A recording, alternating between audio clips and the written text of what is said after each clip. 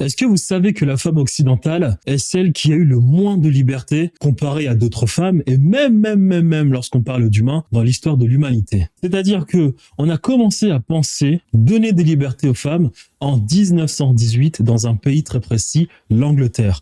L'Angleterre était le pays le plus riche du monde. Après avoir pillé la France, la Russie, l'Espagne, le Portugal, l'Allemagne, après des guerres mondiales, l'Inde, la Chine, l'Afrique, ils sont devenus tellement riches qu'au bout d'un moment, ils se sont dit, il va peut-être falloir qu'on commence à lâcher du lest. Donc, on a commencé à donner des libertés aux femmes en 1918 lors d'un Reform Act. Les femmes de plus de 30 ans avaient le droit de voter. 10 ans plus tard, les femmes de plus de 21 ans avaient le droit de voter. En France, c'était un peu plus compliqué. La France, déjà, était bien plus pauvre que l'Angleterre. Durant la Révolution française, on a guillotiné une femme qui s'appelle Marie Gouge, Olympe de Gouges, qui, elle, avait rédigé toute une charte pour ce qui était des droits des femmes. On l'a guillotiné.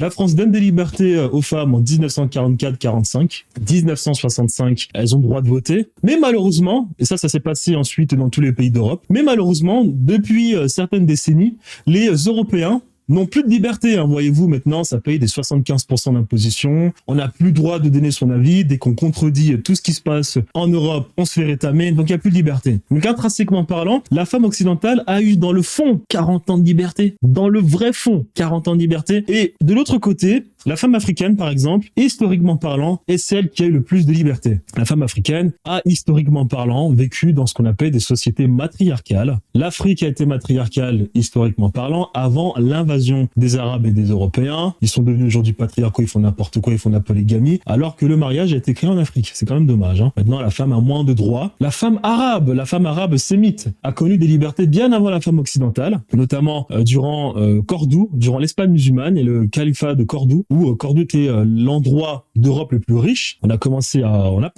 qu'il fallait donner certaines libertés aux femmes, mais pas trop, bien évidemment, mais pas trop. L'Inde, historiquement parlant, matriarcale, matrilinéaire, il y a eu des invasions, ce qui a créé un système de caste sociale qui sont matrilinéaires ou mais il y a des parties en Inde qui sont matrilinéaires ou matriarcales. Il faut savoir qu'il y a une différence profonde entre les systèmes matrilinéaires et matriarcaux. Le matriarcat, c'est les hommes qui gèrent majoritairement la société. Mais les femmes aussi peuvent gérer la société. Les femmes sont égales des hommes. Le matrilinéaire, non. Le pouvoir est aux femmes, basta. La Chine aussi, c'est pareil. Les pays asiatiques, c'est pareil. C'était des sédentaires. Il y avait un équilibre parfait entre les hommes et les femmes. Après, la Chine, comme l'Afrique, comme l'Inde, comme les autochtones, les réels autochtones d'Europe, ils ont tous connu des invasions par des patriarcaux qui viennent des steppes entre l'Ukraine et la Mongolie. C'était tous des patriarcaux, des nomades pastoraux patriarcaux, et c'est eux qui ont instauré le patriarcat. Là, ils pouvaient l'instaurer chez les sédentaires qui étaient tous matriarcaux, car les sédentaires venaient tous d'Afrique. On a remarqué qu'il n'y avait eu aucune trace de violence dans les vestiges, les os qu'on a pu retrouver des anciennes personnes bien avant l'arrivée des patriarcaux nomades pastoraux. Ce qui veut dire que malheureusement, la femme occidentale est celle qui a eu le moins de liberté,